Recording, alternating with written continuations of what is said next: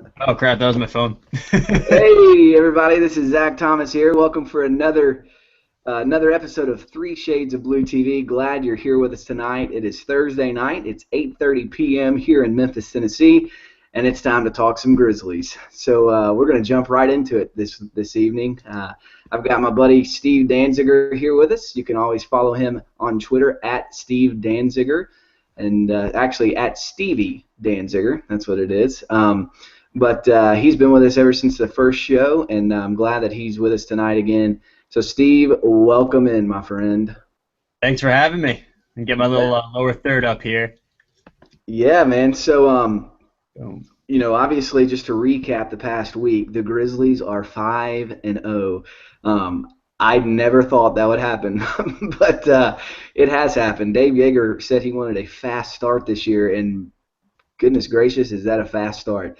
Hasn't been pretty. It has been pretty ugly, as a matter of fact, but it is a fast start. So Yeager has chosen the proper lineup to start the game off, and the starting five that we've seen has been very productive when they've been on the court, especially with Courtney Lee out there.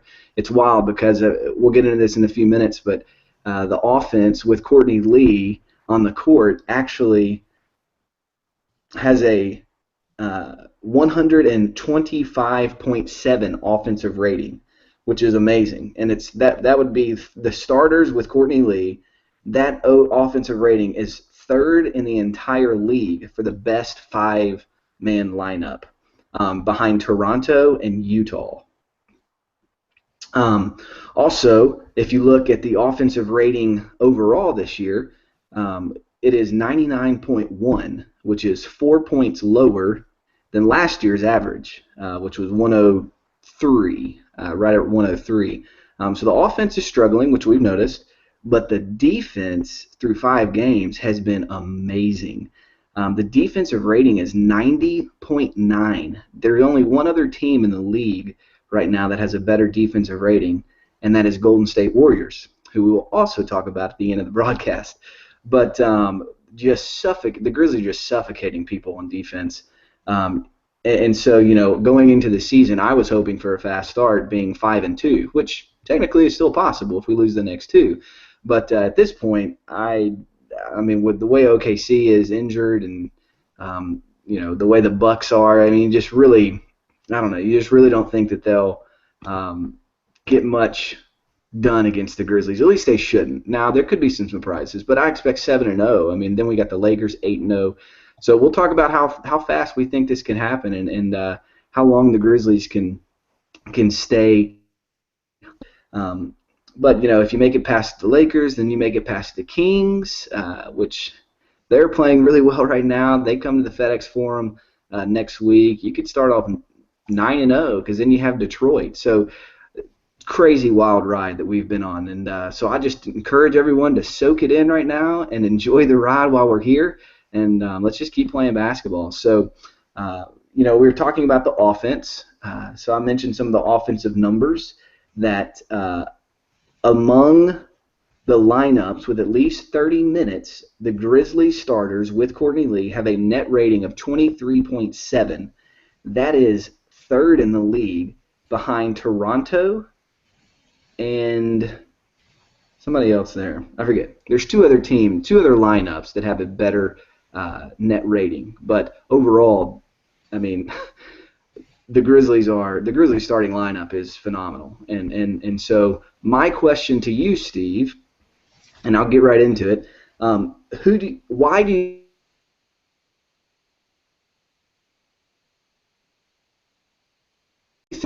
you think it's systemic, or do you think it's related to the lineup? We good? Yeah, so I think that it's a little bit of both. Probably a little bit more skewed towards the personnel than it is the system, but the system doesn't help. So the Grizzlies have a system in place that's kind of catering to the strengths of Marc Gasol and Mike Conley, Zach Randolph, and working off them and building off what they've been able to do the past couple of years. So I think that the starters have looked pretty good offensively. I don't really see there's much of a problem there, but when you go to the bench, that's where it just kind of the wheels are just kind of falling off. And I think it came to a head last night in the first half when Dave Yeager decided he was just going to let them burn out there. And, he had Vince, Courtney, Beno Udrih, Jon Leuer, and Kosta Koufos all on the floor at the same time. And I think that the way that this offensive system is built, you're going to need one or more of Mark, Conley, and Zebo on the floor at the same time, or at any given time. I don't think we can go through stretches without any of them because our offense is built to lean upon them. So the first issue is Vince Carter, obviously, and he's not going to be this bad forever. I mean, he's just Vince. He's playing into form. I know that he's dealing with the ankle, and a lot of people are going to lean on that. But I think another thing is we're kind of putting him in a position to do something that he hasn't done in a couple of years, and that, quite frankly, he's been able to extend his career by gravitating away from. So he's kind of taken time to build traction everywhere that he's been. And he recently learned in Dallas to become this guy that leans on the rest of the offense and is just an awesome jack of all trades. He can spot up and shoot. He can create off the dribble a little bit. But doing so by working off guys like Monte Ellis and Dirk Nowitzki, some of the greatest offensive players in the game. Now what's going on is if you put him out there with this, fully benched lineup without much playmaking around him, you're saying, hey, Vince, be that number one option that you just learned to stop being and extended your career by, moving away from playing like that. So now he's kind of not only dealing with his ankle, but he's trying to work with this, and I think it's just a really bad position to put a guy in on a new team, no matter how veteran he is. So I think that's definitely one big part of what's going on with the offense. Secondly, I'm looking at Beno Udrih, and I like Beno a lot. Let me first preface this by saying that, You're not one to be known to like Beno there, Steve. Well, this is the thing. I've developed a reputation for myself for not liking Beno. But what I want to say is that I do appreciate him for what he is. I just kind of want to temper against the expectation that he's good enough to be the second point guard for this team, and that, we do need Nick Kalathis because, Beno does have his flaws. That being said, he's easily the best third-string point guard we've had probably ever. Probably the best third-string point guard in the league, and even better than a lot of the seconds that we've run out there. The thing is, offensively, he's great creating for himself, and I think he's really good working the two-man game.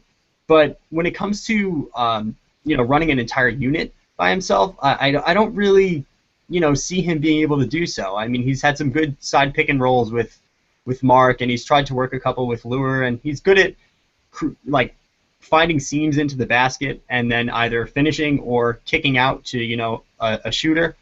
But overall, I mean, he seems to be more of a guy that's a good option to lean on when the play breaks down and have him do something. But in terms of creating for everybody, I'm not entirely fond of how he's been able to do so. And that's not really an indictment on him. I think he's a useful player to have. It's just that he definitely has his flaws, and we haven't gotten into the defense yet because we're just looking at offense right now.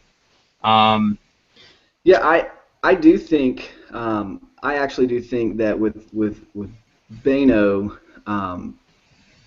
he really would fit well next to Kalathis as a two guard in the system. I think he's got such a pure shot, as you were saying, coming off the corner or driving and just that mid-range floater, that mid-range jump shot that he's got. It's almost automatic. I mean, when he shoots it, I think it's going in. There are some guys on the team when they shoot it, I don't expect it to go in, Tony Allen. But when Beno goes up and shoots it, I expect it to go in. And so I think he would. I really am encouraged about his offensive play. We knew he was we knew he had a good offensive game. We knew he could shoot the ball. But I'd love to see that next to Kalathis maybe get some run once Nick comes back. And I think we might see that. You brought up the starters. By the way, guys, if you're watching this in Google+, you will be able to see anything that I showcase. So items that I share with you guys, you can they're links to websites, and you'll be able to select that, and you can go. One of those things where I find all of my stats is at NBA.com/stats. They have revamped their statistical I guess whatever their statistic site, their website, and so it now has tons of information. They've incorporated the Sport VU, which tracks the ball and tracks the players while they're on the court. They've incorporated that into their statistical analysis and what you as a fan and what we as media can use. And so everything that I have access to, you guys have access to as well. So NBA.com/stats. If you ever need to know information or you wonder where I'm getting most of my information that I post on Twitter, that's where I'm getting it from. And so one of the numbers that I was looking at in regards to our starters, the on-off numbers for each starter is stark contrast to our bench play. Every starter, with the exception of Tayshaun Prince, so basically Tayshaun started 2 games when Courtney was out. So I'm just going to refer to our starters as the 5 guys that have played, that have started the other 3 games. That means Courtney Lee plus the other 4. When they're in the game, the offense clicks. When they're on the court, the offense is clicking at a rate of 104.1 or better. So that's better than our entire season last year average. So with those 5 guys, at any time when one of them is on the court, our offense is producing at a very efficient rate, comparatively speaking, I should say. No one on the bench, however, gets a better rating than 92.1. So you see all of our starters have a 104 offensive rating, but then all of our bench has a 92.1 or less offensive rating. So that just goes to show you that, and I think Dave Yeager picked it up last night in the Suns game finally, in the second half. In order to play the bench, an entire bench unit out on the court at the same time, I mean, it's just impossible for them to score. You've seen that happen now time after time after time. It's been 5 games. We've seen the all-bench lineup in every game, and in every game they've surrendered a lead. I think as a collective unit, they've been negative in the plus-minus pretty much every game as the bench, each bench player. There's been a few exceptions. Quincy Pondexter had a really good game and was really productive a few times. But on the whole, most of those guys are struggling as a unit. Now, last night, second half, you see them out there on the court mixed in with some starters. What happened? Offense was clicking. The defense was clicking. The defense is not a problem with this unit or with this team right now. The defense is amazing. The offense is the problem. As a matter of fact, the defense is forcing the turnovers, forcing bad shots, suffocating them in open space.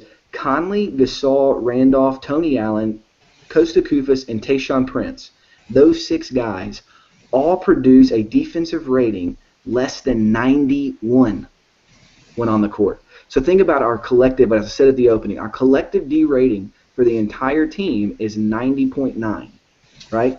So those 6 guys, when they're on the court, produce a defensive rating that is below that. So their defensive numbers are even better, right, than what the team as a whole. And then you take most of those guys are starters with the exception of Kosta and Tayshaun, and they've got offensive ratings that are above 104.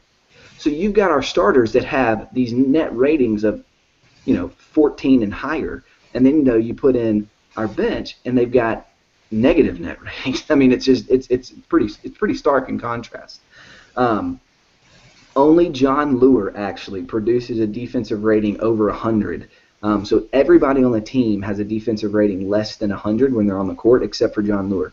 And even Jon Leuer at 100, that's still less than last year, which was 102 as a team. So the defense, again, is not really the problem. The offense has been the problem. But Steve, let me ask you, what do you think makes the defense click like it does, and why are they so dangerous? I'll go back. Is it systemic or is it personnel?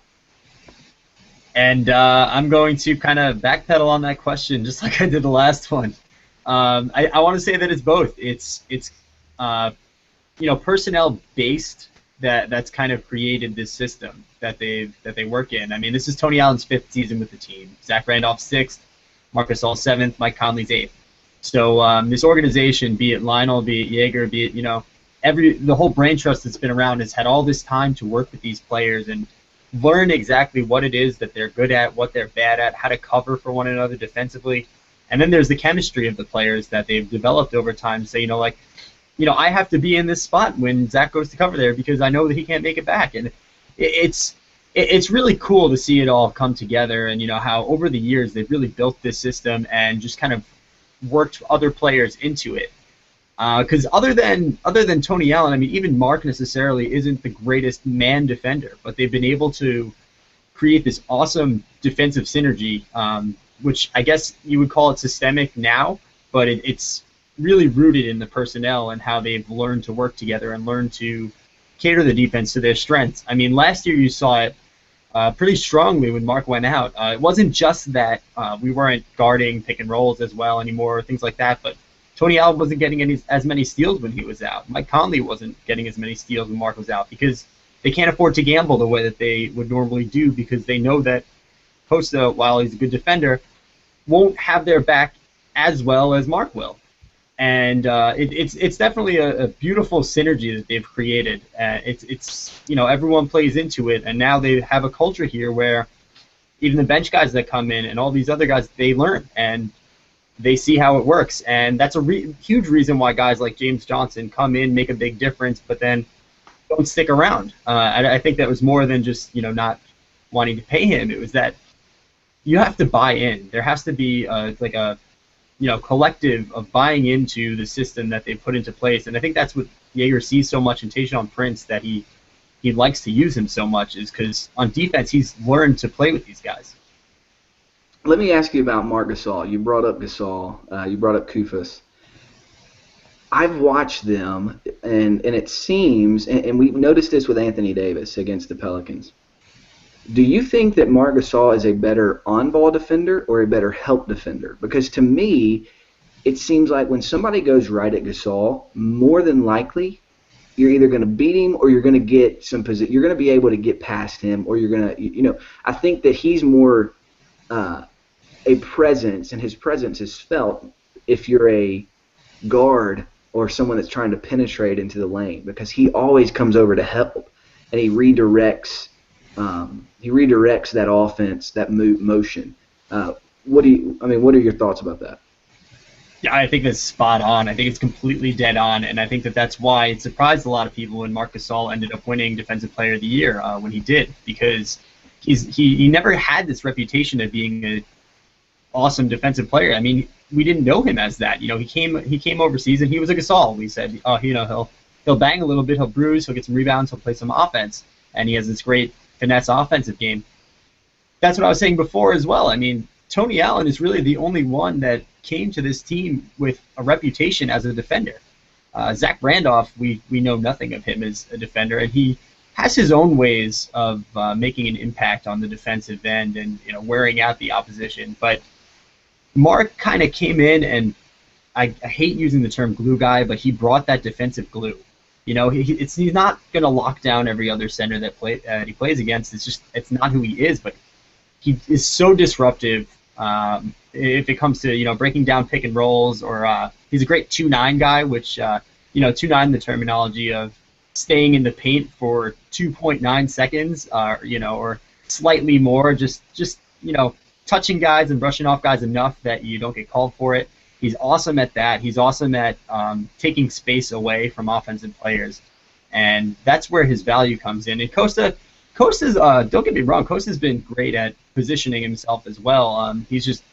Marc Gasol is a Defensive Player of the Year candidate, I think, perennially at this point, and to say Costa's not on that level isn't to slight him. But I do want to talk about Costa's positioning a little bit later when we get to a little bit deeper with the bench. Yeah, so one of the things that I've noticed in looking at statistics is Gasol he's never had the lowest defensive rate. In fact, I remember 2 years ago when Costa was with Denver, I remember there was a game where Costa was going off. Like, he had 17 points and 19 rebounds or some ridiculous number like that, and it was against Gasol. And we kept thinking, dude, how does this guy win Defensive Player of the Year? Like, he's giving up to, who is this? Kosta Koufos? So then that actually, made Grizzlies fans at least aware of like, wow, Costa's a pretty good player. And so I think you're what you said right. Mark is not the guy that's going to lock down people like Tony Allen would, or sometimes you see Mike Conley has been able to do that sometimes, not frequently. Mike Conley's really good at playing the passing lanes and getting steals, but Tony is by far that's not going to be Marc Gasol, right? But anyway, I just thought that was interesting. I've noticed that. I've paid attention to it, so I thought I'd bring it up. So let's go to Dave Yeager real quick. Dave is phenomenal at what he does. It's funny because I saw one of the writers at Grizzly Bear Blues, Matt Hardlicka. He went up there today, and I saw a tweet from him, and I thought it was perfect because I feel like I did the same thing.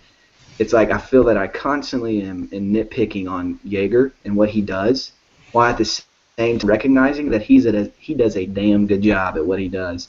That he's really, really good. And in other words, he's earning his keep. I'm glad he didn't go to Minnesota. But here's the thing about Dave. He's stubborn, like all coaches. He's stubborn. The team has not played well as a unit, but yet they haven't lost.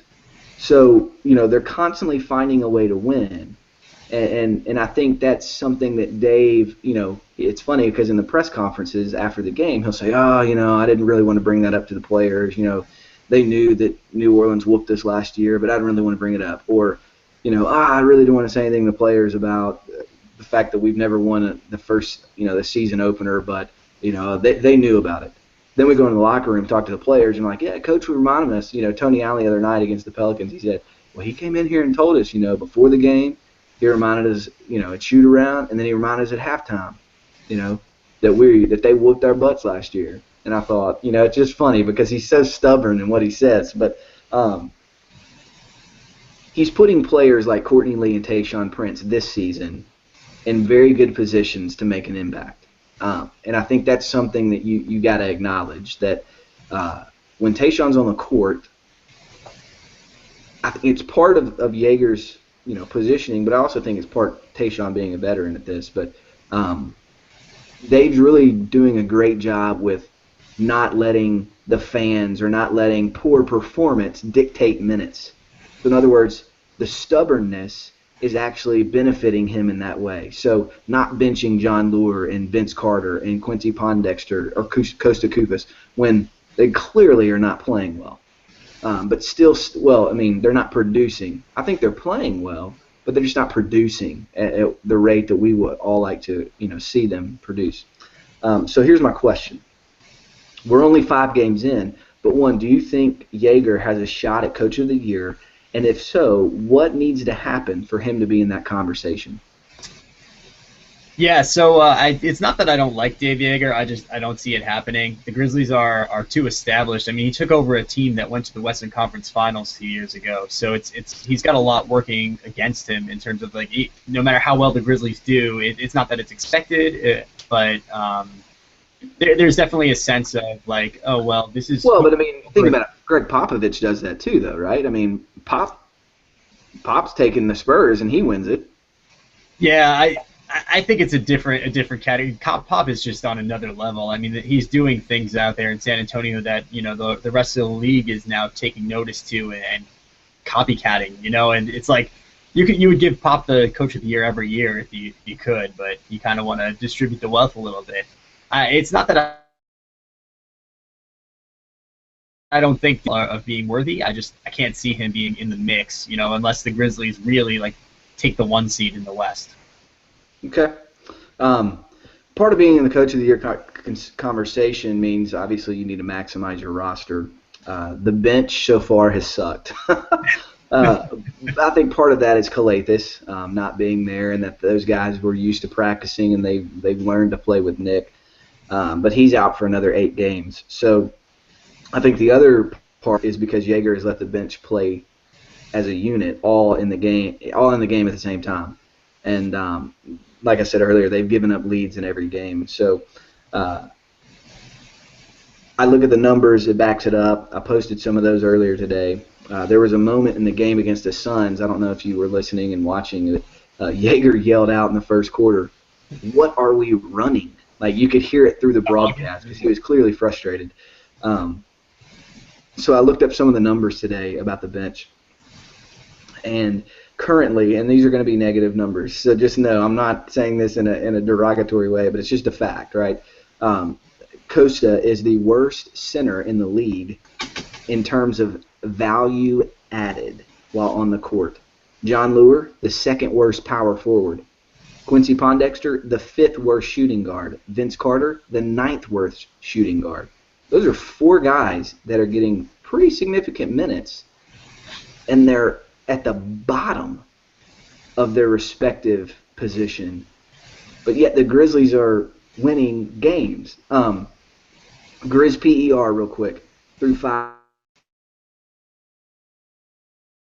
Lee 24.5, Zebo 22.8, Mike Conley 17.2, Beno Udrih. Then we have a significant drop off, right? Beno Udrih 12.2, Tony Allen 12, Tayshaun Prince 8.2, Kosta Koufos 3.2, Vince Carter and Quincy Pondexter 2.8 each, Jon Leuer negative 0.3.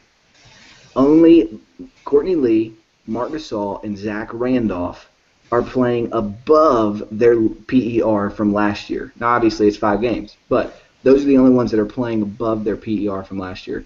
Conley looked awesome last night, but obviously he struggled significantly in the first 4 games. So, my question, what is the answer to the bench turning it around, especially on offense? I mean, playing with the starters, for starters, an issue that I have with it, with playing everybody, just a bench unit strictly, is they go out there and I think that there are question marks of what am I supposed to be doing right now? Vince Carter's out there, and like I said, he's playing this alpha role when he's out there with the bench, and hey, I haven't been the lead dog on my team in a few years, and I've just learned to not do that. I think that's definitely a start. Other than Vince, you're looking at Quincy Pondexter, who don't get me started on Quincy, man. I love Quincy. I had so much hope for him, the past couple of years, and he's really discouraged me. The play that you were talking about when Jaeger just steps out and yells, "What are we running?" It was right out of a timeout, and Quincy Pondexter popped a contested 3-pointer with 10 seconds left on the shot clock. It was just like, to be honest, if I was Dave, I would have yanked him right there, because I don't know what they were trying to run. But then again, it's like a self-fulfilling problem. Like, what are you trying to run when you have that lineup out there? You need a Conley, Randolph, or Gasol out there to establish what they're going to be going after. And I think that's number one with the bench. I think Calathes coming back will help, but again, if you run Calathes out with that unit, you're going to be running into the same problems. I mean, it's just going to be Calathes distributing the ball instead of Beno shooting it, and you're going to have 2 deficiencies there. Then with Beno out there, you have a little bit of a facilitation deficiency, but he's going to score better.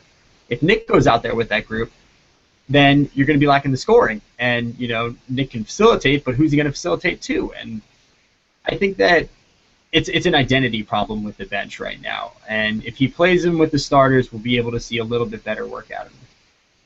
Yeah, I agree. I think part of it is you cannot put the bench as a unit out there together. You've got, at least for right now, until Nick comes back, or until they figure out what's going on, or until Jon Leuer gets his shot to fall, or until Vince Carter stops trying to have Kobe syndrome and thinking he's got to be the hero when he's out on the court.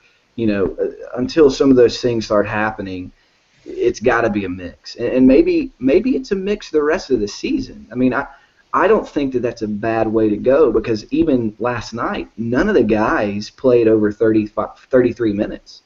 I mean, even when you're mixing and matching, it's possible to make it happen and to make it work. So I do think that's really the way to get the bench's confidence up, so that then maybe after you build their confidence, if there is a time where you have to play the entire bench at one time, well, now their confidence is up. They started knocking down shots. They feel a little more free and a little more open and a little more, sure of themselves. And then you see things start to blossom and start to grow from there. So a few things real quick. This week, Mike Conley, obviously Monday night, was struggling on the court with his ankle. So the Grizzlies went in. Tuesday they added Kalen Lucas. Our good friend here at 3SOBtv. I just shared an article with you that Chip Crane wrote. Chip's been on the show a few times. He wrote, "What does this mean for the Grizzlies?" So we found out that it was a non-guaranteed contract, and that means that basically the Grizzlies have until January to waive him or to keep him as insurance. So I encourage you to go to 3SOB.com, read that article. It'll detail a little bit more information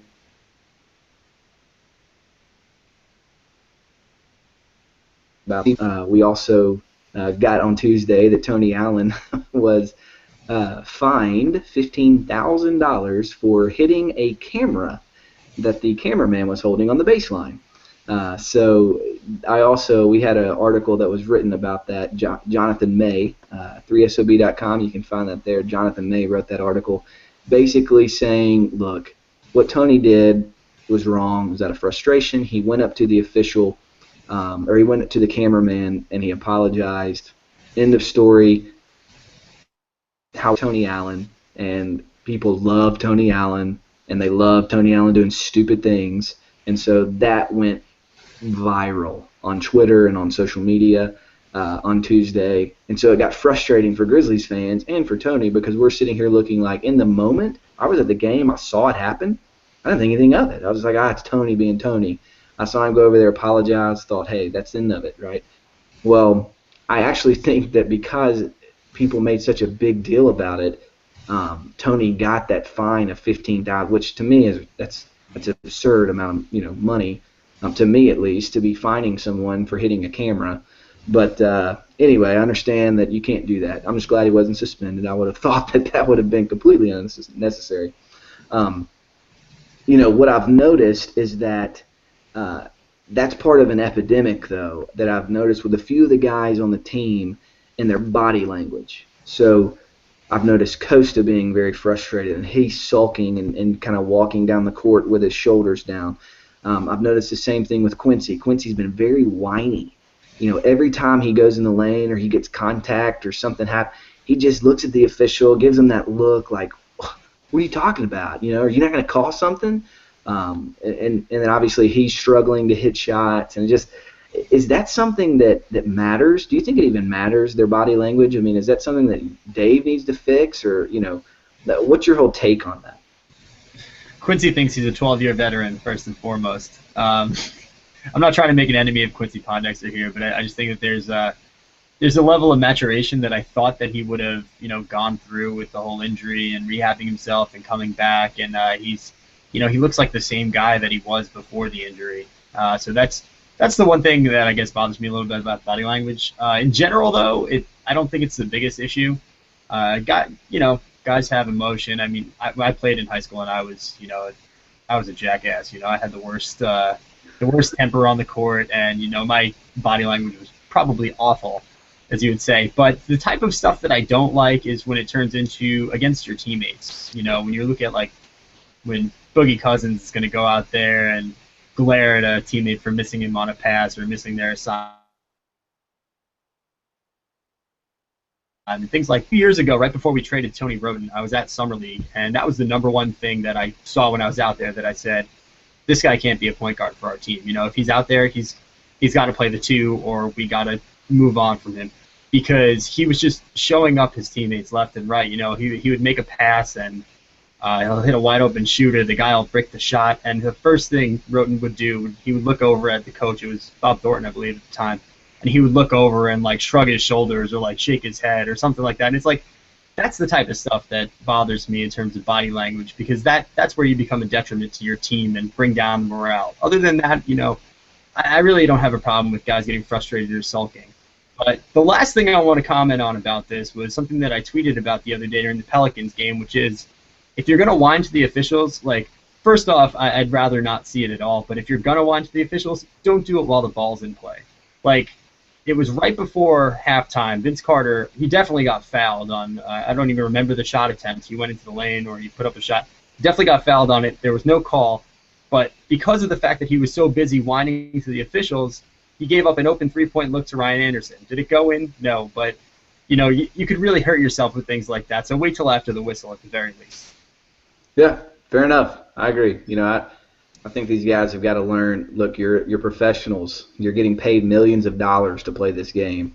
It is a sport, and so in the workplace, if I'm in my job or somebody, you're at your job, and we sit there with a bad attitude coming in the office, whenever something goes our way, we just kind of like, or we complain about it all the time. Well, we're probably not going to keep our job much longer, or at least there's going to be a performance review, and you're going to get some negative ratings there, and that's going to affect your bonus or your pay or your potential in the future. So I agree with you.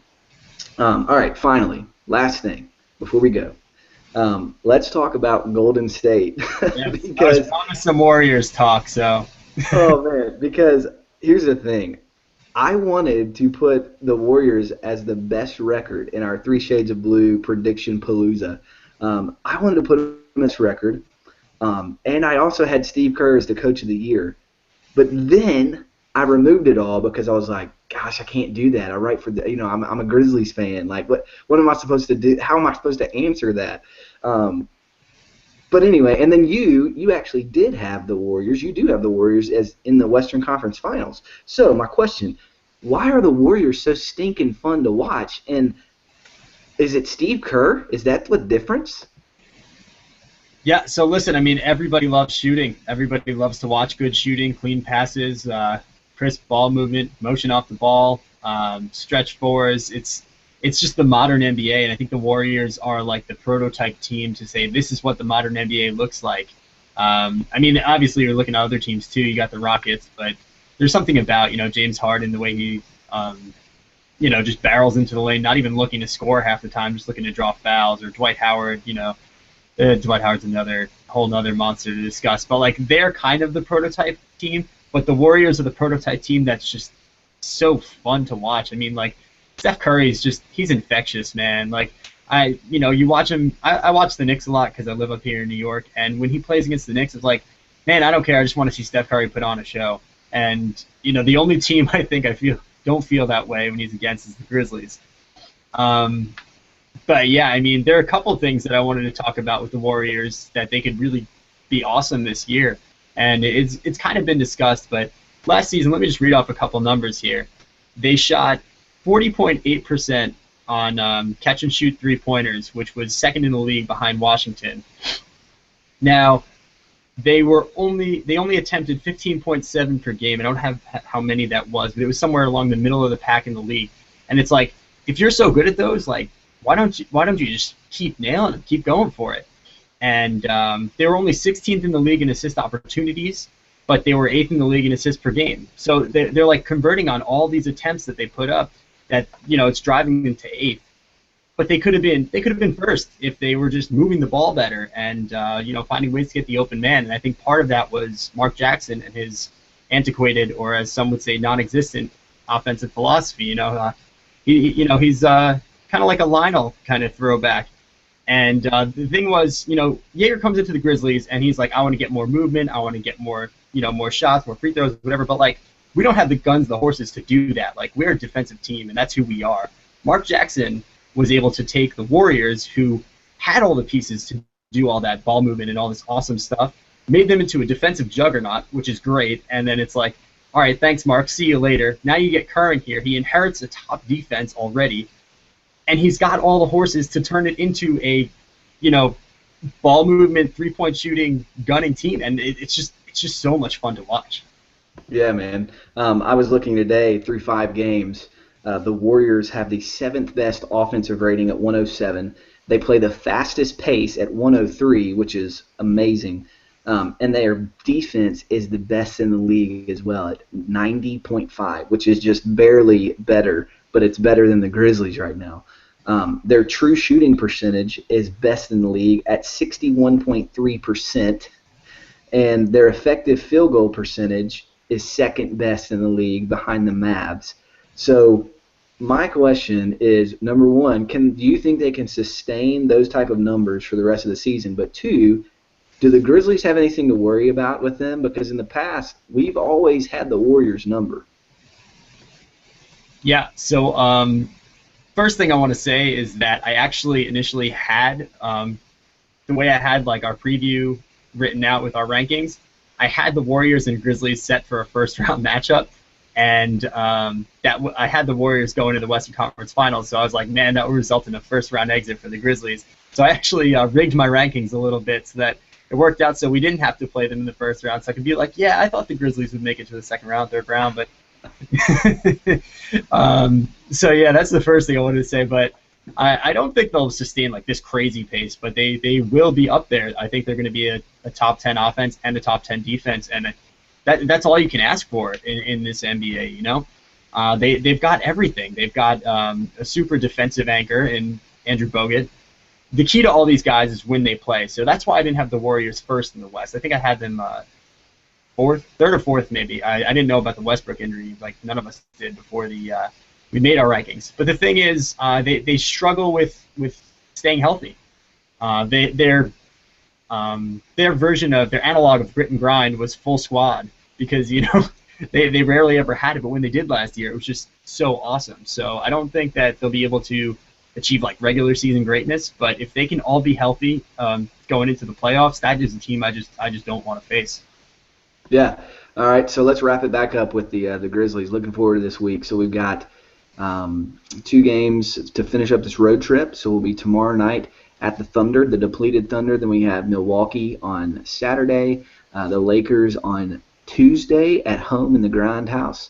And then we'll be back, actually, 3SOBtv next Wednesday night, looking to get Jason Wexler on from the Grizzlies, president of president of business operations.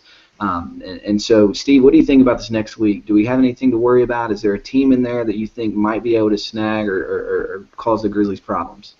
I'm really, really not worried about trap games at this point in time. We've got, Oklahoma City and the Bucks, and normally you would say like, oh, trap games here, but like the Grizzlies are engaged right now. They know what's going on. They know what's on the line. It's really the middle of the season that I think you start to get worried about that kind of stuff. And I mean, if we're coming back Wednesday, so we're looking at 3 games before then. It's those 2 and the Lakers on Tuesday night.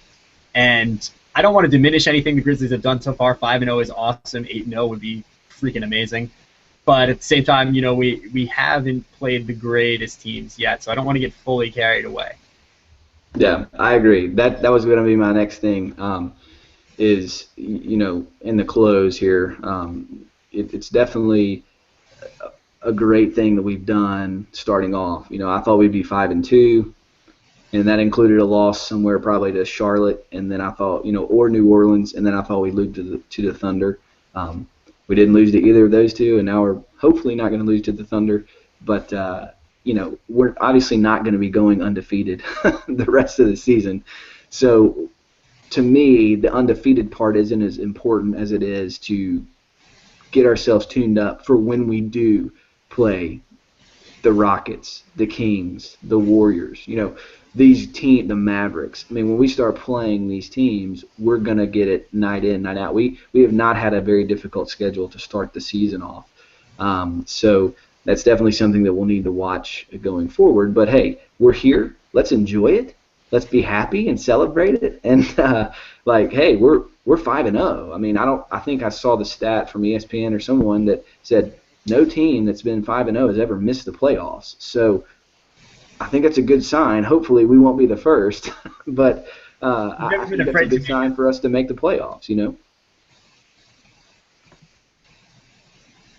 So anyway, hey, thanks, Steve, for joining us, man. We're going to watch, guys, don't forget tomorrow on 3SOB.com. We'll have the Friday Morning 5. So Steve always does a great job with that every week. So make sure you tune in, go to the website, check that out tomorrow. And we'll be back next week on Wednesday night in between the Lakers and the Kings game. So we've got the Lakers, and then we'll have 3SOBtv Wednesday, and then the Kings on Thursday. So looking forward to the next 3 games, and I hope you guys have a great week. Thanks for tuning in. And remember, if you'd like to be a sponsor, or you'd like to participate in any way with 3 Shades of Blue, we'd love to have you guys and have your business as a sponsor. Love to start building that relationship with you. So email me 3SOBtv@gmail.com, or you can reach out to us on Twitter at 3SOBtv. I'm right there at Zachary T. Thomas, and we always grateful for Steve being a part of the show. So guys, have a great week, and we'll see you next time.